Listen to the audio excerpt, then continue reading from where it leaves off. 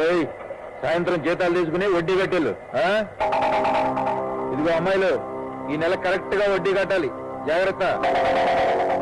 రేయ్ సాయంత్రం జీతం తీసుకుని వడ్డీ కట్టు.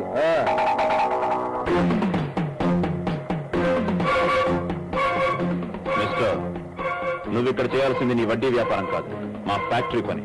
అండర్స్టాండ్? పని చూసుకో.